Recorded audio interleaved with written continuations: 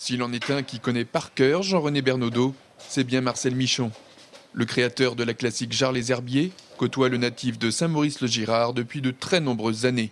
Moi, je l'ai connu débutant cadet. Et on l'a toujours suivi après. Bon, Jean-René, c'est Jean-René. Hein, il n'est pas toujours facile à suivre. Mais enfin, il se débrouille toujours. Et je dirais que je lui ai dit déjà plusieurs fois, ça me surprend un peu. Enfin, ça me surprend. C'est tout à son honneur. Hein, je ne dis pas ça. Faire ce qu'il a fait, c'est déjà pas mal. Hein. Dans cette course contre la montre, dans laquelle était engagé Jean-René Bernaudot pour trouver un repreneur à B-Box, Marcel Michon était pour le moins partagé entre doute et espoir. Je savais qu'il irait jusqu'au bout. Mais je l'ai quand même vu dans la semaine avant, je suis allé aux Essarts, il était quand même vraiment pas...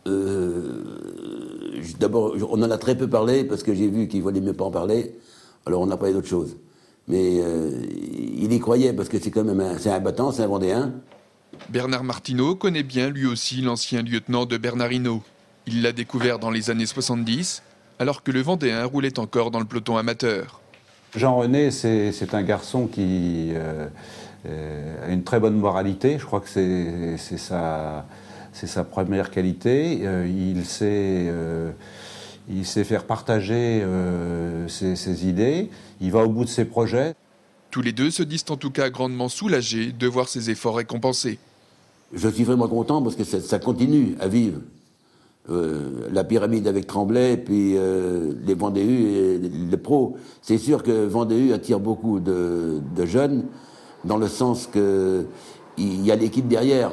Ça a été dur, je crois que Jean-René a dû combattre jusqu'au bout, il n'a jamais baissé les bras, je crois que c'est un signe de sa combativité. Et vraiment, ça a été un grand plaisir d'apprendre qu'il avait sauvé son équipe, quoi. Le manager vendéen prolonge donc l'aventure à la tête de sa structure pour au moins 3 années supplémentaires. À 54 ans, et après 10 années de présence dans les pelotons professionnels, il vient de remporter un beau combat qui, sur son visage, a laissé des traces.